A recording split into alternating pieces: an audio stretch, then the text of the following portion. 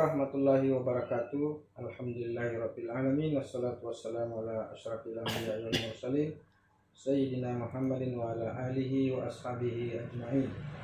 Sahabat Tribuners dimanapun Anda berada, kita jumpa lagi dalam program spesial Khazanah Islam.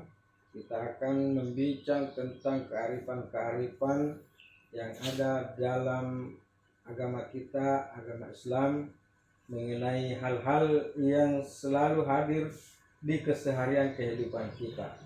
Sekarang kita sudah berada di bulan Safar, bulan kedua dalam penanggalan Hijriah. Jadi bulan pertama adalah Muharram, bulan kedua adalah bulan Safar. Dan bahkan sekarang ini kita sudah berada di penghujung bulan Safar. Pada hari Rabu tanggal 24 Safar ini adalah hari Rabu yang disebut sebagai Yaumul Arbi'a al-Akhir min Safar, hari Rabu terakhir di bulan Safar. Ternyata dalam beberapa kajian di literatur klasik, hari Rabu terakhir di bulan Safar ini mengandung hal-hal yang patut kita perbincangkan, yang patut kita jadikan bahan peringatan kepada kita semua, yang sebentar akan diulas lebih luas dan lebih lugas oleh guru kita, oleh sahabat kita, oleh senior kita, oleh kakak kita Al-Muqaddam Haji Mustafa Irate. Assalamualaikum warahmatullahi wabarakatuh. Waalaikumsalam warahmatullahi. Kita sudah di bulan kedua hijrah ini, kamu saya panggil Kanda saja karena beliau adalah senior saya dari Pondok Pesantren Darul Da'wah Pusat di Imam Koso. Dan saya sudah terbiasa memanggil beliau dengan Kak Mus sedari dulu. Pada bulan Muharram lalu kita berbincang dengan Kak Mus tentang keutamaan Muharram dari awal sampai akhir Muharram. Nah, berbeda Muharram mungkin agak berbeda Kak Mus ya dengan Safar. Kalau Muharram kebanyakan ulama-ulama kita kemuliaan itu di 1 sampai 10 Muharram ya. Nah, kalau Safar ini ternyata ada sesuatu yang sering diperbincang itu di akhirnya, di akhir Safar. Sebenarnya secara garis umum dulu Kamus, apa sebenarnya di bulan Safar ini yang patut kita perbincangkan? Ketika Allah menciptakan bulan dan waktu yang tertera dalam surah Toba ayat 36 itu, Imam bin Mukatsir menjelaskan bahwa Safar sebagaimana bulan-bulan lain dalam Islam itu sama aja. Mengandung di dalamnya ada keberkahan, di dalamnya ada kebaikan. Meskipun juga di dalam bulan Safar dari 12 bulan dari bulan-bulan kalender Hijriah ini, bulan Safar lah yang paling ditakuti oleh sebagian umat, bahwa di dalamnya ada bencana, ada petaka yang besar. Itu di bulan Safar. Di bulan Safar, khususnya di hari Rabu terakhir bulan Safar. Hari Rabu terakhir bulan Safar. Itu mungkin yang di tradisi Bugis Makassar disebut Nacapuri Raba. Ya, Nacapuri Raba, sekaligus disitulah dalam tradisi Bugis engkau diaseng ada yang kita katakan cemme-cemme Safar. Cemme-cemme Safar biasanya di pulau-pulau itu. Di pulau-pulau. Dan ini bukan hanya di daerah Sulawesi Selatan ini. Tapi hampir di semua daerah di Indonesia ada tradisi begini setiap memasuki hari Rabu.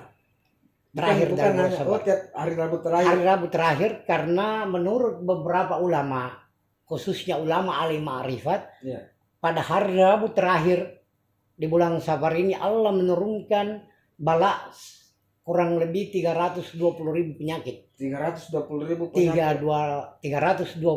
penyakit. Ini khusus para ulama, pendapat para sebagian ulama-ulama ma'rifat ya. Jadi 320.000 penyakit diturunkan Allah Subhanahu wa taala di hari Rabu terakhir di bulan Safar itu, hari Rabu terakhir bulan Safar. Kalau kalender tahun 2022 ini hari Rabu terakhir Safar itu bertepatan dengan hari Rabu tanggal 21 September. Jadi Tribuners, bukan kita mau menakut-nakuti tanda kutip. Tapi yang namanya kehati-hatian itu memang perlu kita hadirkan setiap saat dalam kehidupan kita. Kalau selama ini kita harus berhati-hati, maka hari Rabu ini mungkin kita harus lebih berhati-hati. Ya, kita lebih berhati-hati hari apapun itu, tapi khusus pada hari terakhir sebaiknya kita perbanyak amal-amal kebajikan dan ibadah-ibadah sunnah.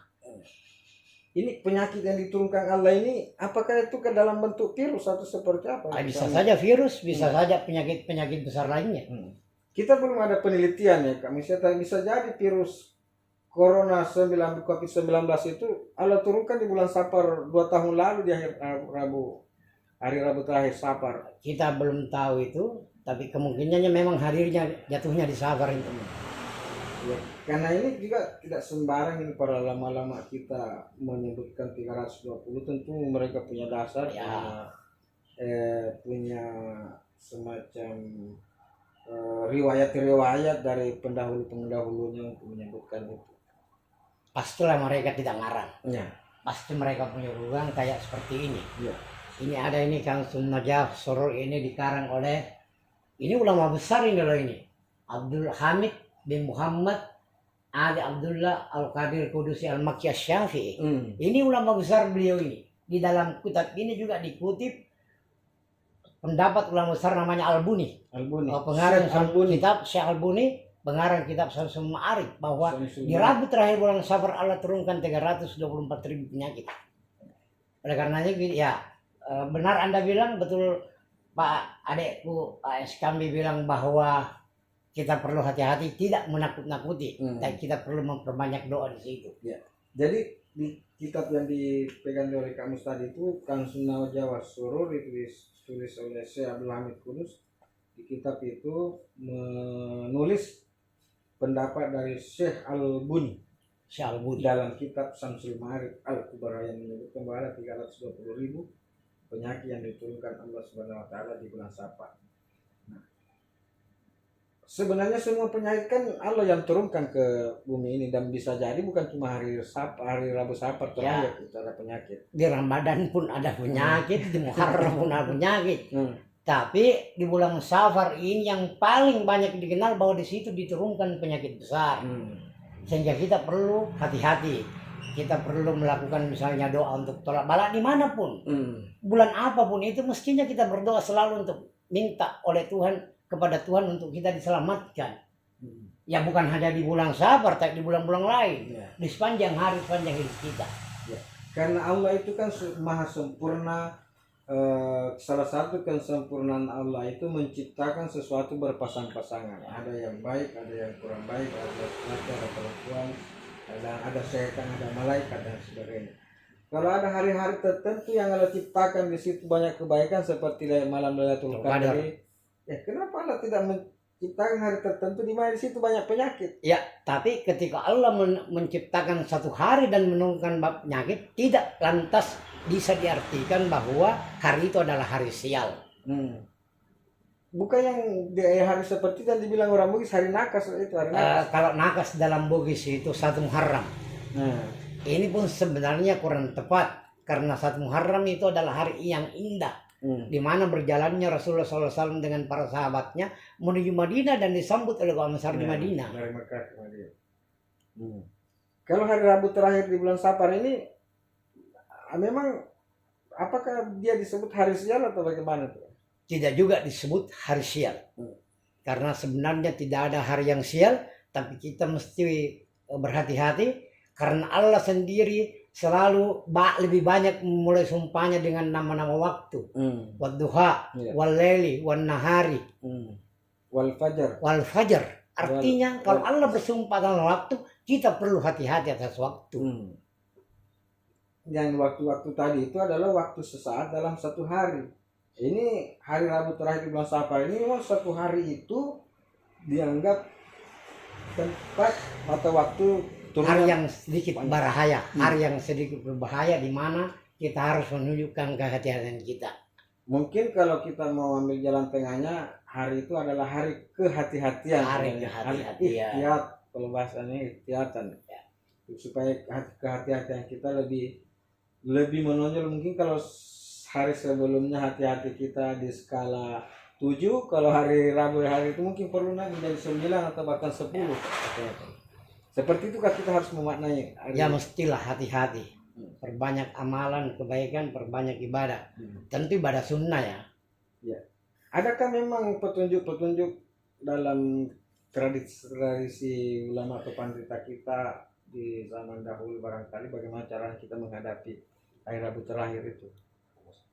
Kita hanya beberapa ulama hikmah Ya. menganjurkan kita untuk melakukan salat awabin. Salat awal. Salat awabin ini salat semacam bentuk salat pertobatan. Namun ini berbeda pendapat.